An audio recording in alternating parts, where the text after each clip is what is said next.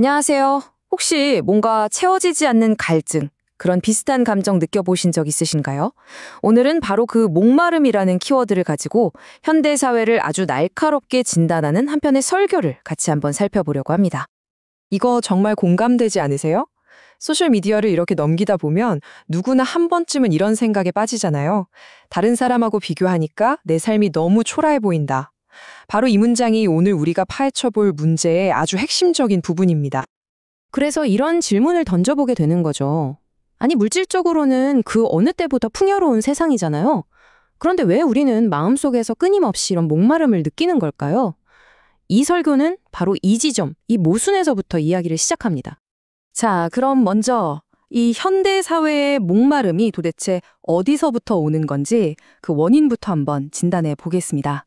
우리가 느끼는 이 불안의 정체는 과연 뭘까요? 설교에서는 우리가 일상에서 느끼는 감정들을 하나하나 짚어주는데요.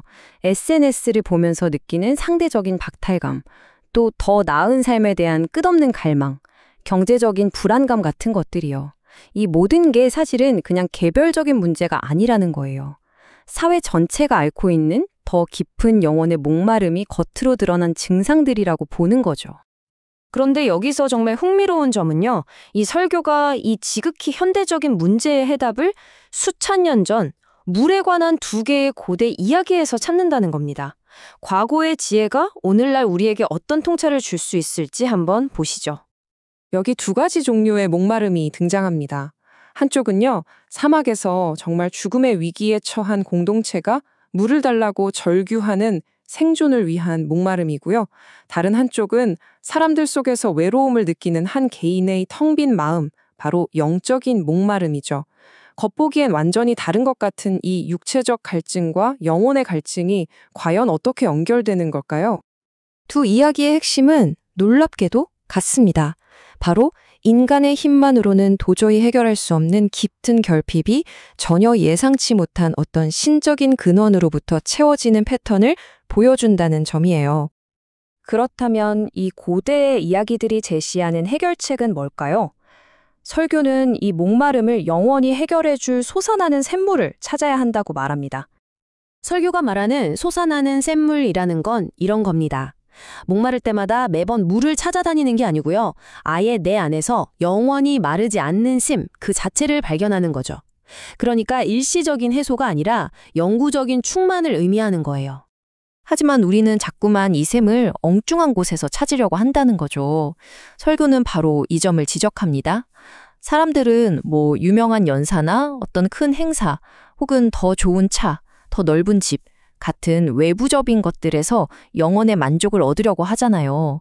하지만 그런 것들은 마셔도 다시 목마를 뿐이라고요. 결국 설교의 핵심은 바로 이 한 문장으로 요약됩니다. 진짜 만족을 주는 그 샘은 바깥이 아니라 바로 우리 안에 있다는 것이죠. 진정한 충만함은 외부에서 찾는 게 아니라 내면에서 발견하는 것이라는 메시지입니다. 그런데 여기서 끝이 아닙니다. 내 안에서 샘을 발견하는 게 끝이 아니에요. 왜냐하면 진짜 샘물은 고여 있지 않고 흘러 넘쳐야 하니까요. 이제 설교는 그 물이 개인을 넘어서 공동체로, 그러니까 샘에서 강으로 흘러가야 한다고 이야기합니다. 자, 이게 바로 샘이 강이 되는 과정입니다. 먼저 내 안에 샘을 발견하고요. 그리고 탐욕이나 시기심처럼 그 물길을 막고 있는 찌꺼기들을 싹 걷어내는 거죠. 그리고 나서 그 맑은 물을 다른 사람들과 나눌 때 비로소 나의 작은 샘이 세상을 살리는 거대한 강이 될 수 있다는 겁니다. 여기서 설교는 아주 강력한 비유를 사용하는데요. 물은 높은 곳에서 낮은 곳으로 흘러서 평평하게 만든다. 이 말이 단순히 자연현상을 묘사하는 게 아니겠죠? 우리가 가진 은혜와 자원이 더 낮은 곳, 그러니까 더 소외된 곳으로 흘러가서 사회를 더 평등하게 만들어야 하는 사회적인 메시지까지 담고 있는 겁니다. 그래서 우리가 나누어야 할 물에는 두 종류가 있다고 해요. 하나는 관계의 물입니다. 힘들어하는 친구에게 베푸는 친절이나 따뜻한 환대 같은 거죠. 그리고 다른 하나는 사회의 물인데요. 이건 불이한 제도에 맞서고 사회적 약자를 돕는 것처럼 사회 전체의 목마름을 해결하려는 노력입니다. 이 두 가지가 모두 필요하다는 거죠. 자, 이렇게 내면의 샘을 발견하고 그것을 강물처럼 흘려보내기로 마음먹었다면 마지막으로 우리 스스로에게 던져야 할 질문이 하나 남아 있습니다. 바로 내가 지금 나누려는 그 물은 과연 맑은가 하는 질문입니다. 설교는 마지막으로 경고합니다. 달콤한 음료수처럼 당장의 만족감만 주는 그런 가짜 물을 조심하라고요. 그런 것들은 잠시 갈증을 잊게 할지는 몰라도 영혼의 깊은 목마름은 절대로 해결해주지 못하는 오염된 물에 불과하다는 겁니다. 그래서 설교는 바로 이 질문으로 끝을 맺습니다.